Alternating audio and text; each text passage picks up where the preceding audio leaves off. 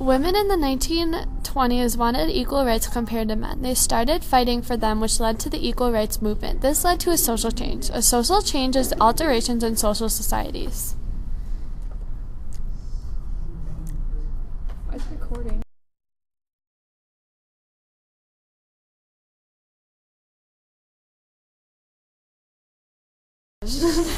Women started protesting and trying to get the same rights that men had. They wanted to be seen as businesswomen instead of housewives. They also wanted the right to vote.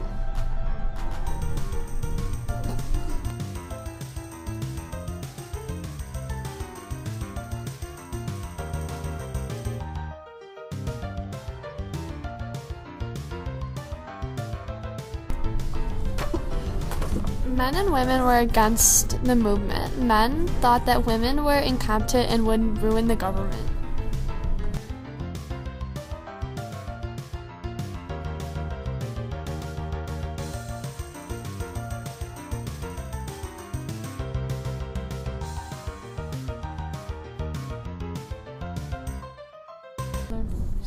Alice Paul was a woman that worked hard to get women's suffrage. She protested and went on hunger strikes while she was put in jail.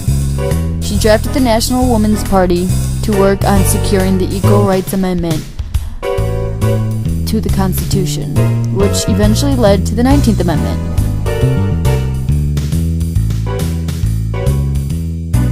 The 19th Amendment gave women the right to vote.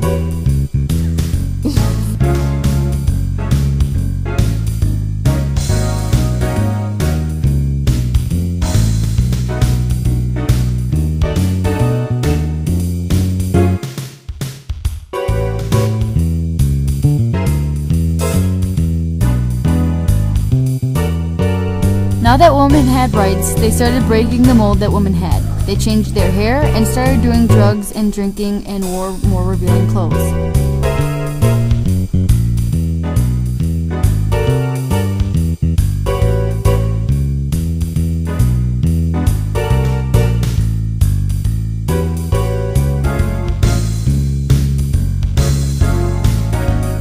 Then you have the real modern American flapper.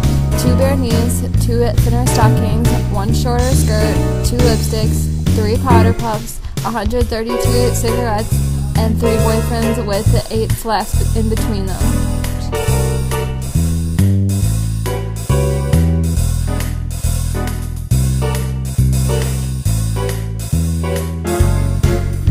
The flappers during the Roaring '20s stopped wearing corsets and started wearing more colorful dresses. The dresses they wore were unflattering and went above their knees. It was a totally different style.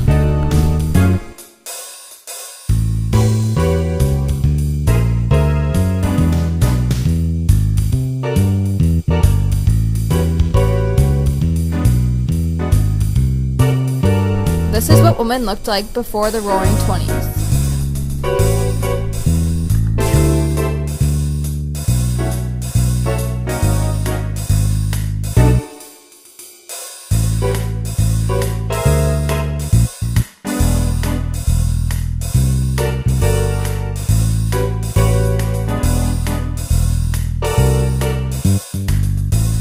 And this is what they started dressing like.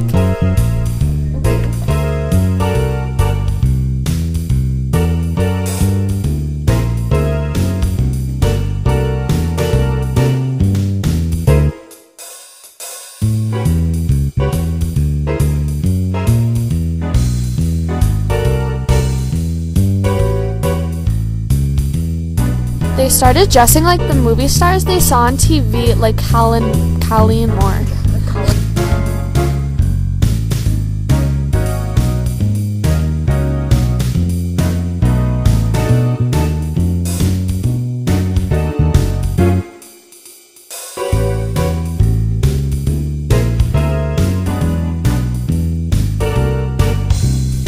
The flappers started fading away after 1928. Women fought for their rights and changed the way they were treated.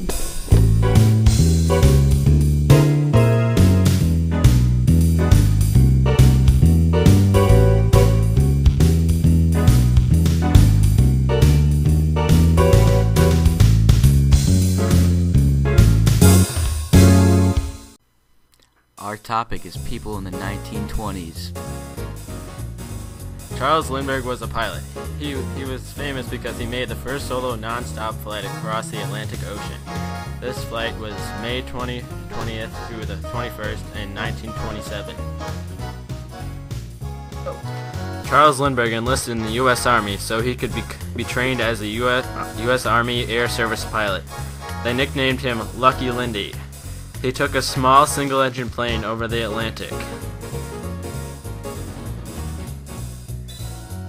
When Charles Lindbergh got married, he taught his wife how to fly, and they both took various trips. They both had a child, which they named Augustus.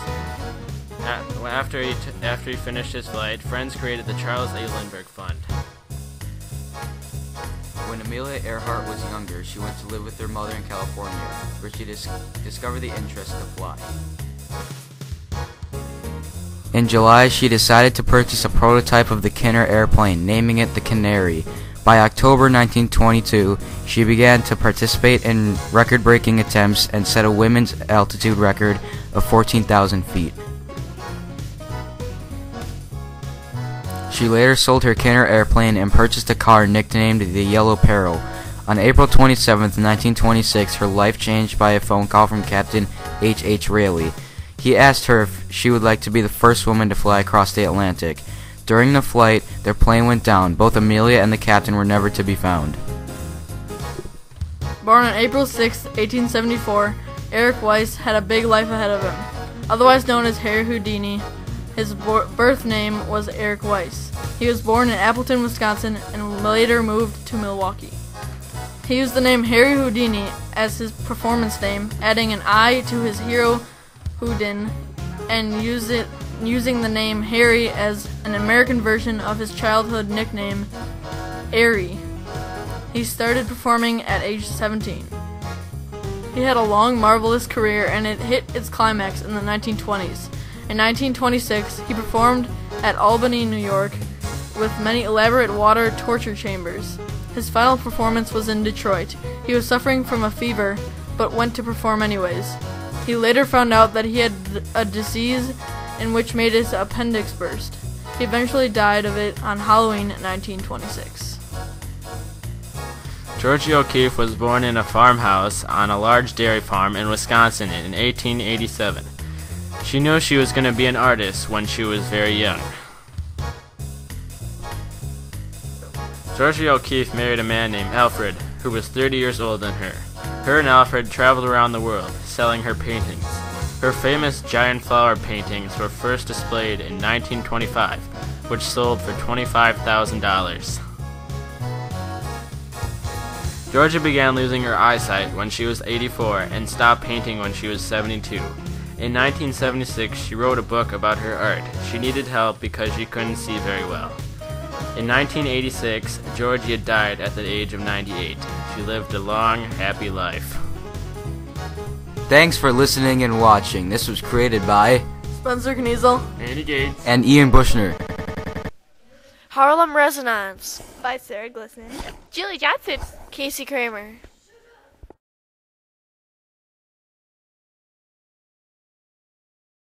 The Harlem Resonance, a cultural, intellectual movement that began in Harlem, New York after World War I. These are some people that have participated in the Harlem Renaissance. The Harlem Renaissance pointed out issues and raised awareness on the things that are affecting the lives of African Americans. They used music, literature, art, movies, drama, paintings, and protests. The promotions of these inspired future leaders. This movement spread throughout the nation and inspired more forms of art.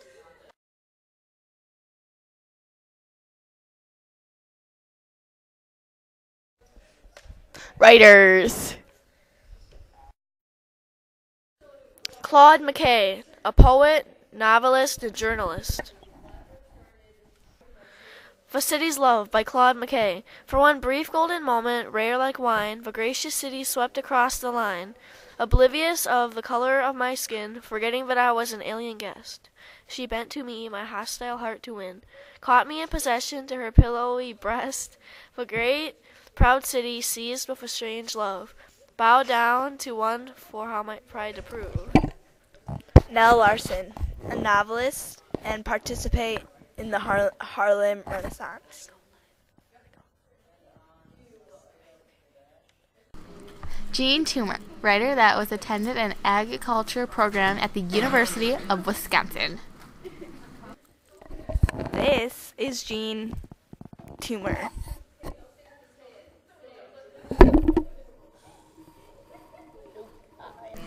Langston Hughes wrote about the struggles of African Americans. This is Langston Hughes.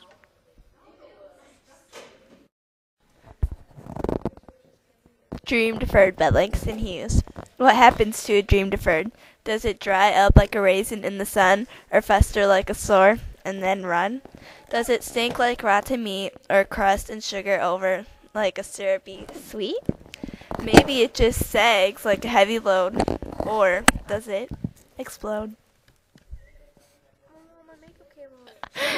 Okay, Jukebox by Langston Hughes. I could take the Harlem night and wrap around you. Take the neon lights and make a crown. Take the Langston Avenue buses, taxis, and subways. And your love song tone the rumble down. Take the Harlem heartbeat, make a drum beat. Put it on a record, let it whirl. And while we listen to it play, dance with you till the day. Dance with you, my sweetest brown Harlem girl.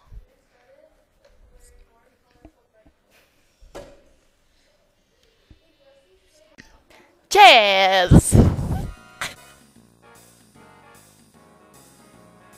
Considered to be a legit African American contribution to music, can be traced back to Africa rhythms.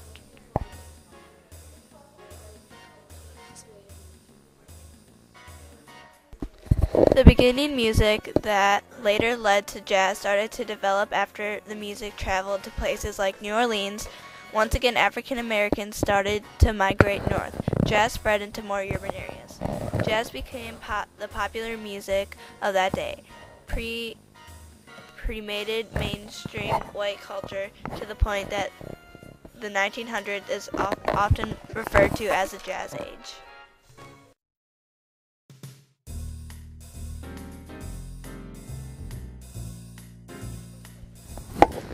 Jazz eventually started to influence more different race relations. As jazz became more popular, people saw it to be a threat to white culture. Some also said it wasn't significant enough to be considered music.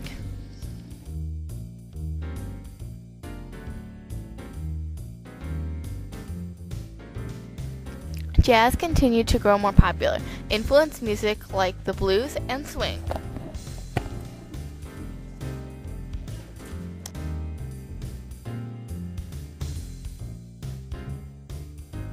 Over the decade, jazz became so popular, it came to transform any music to come in the future.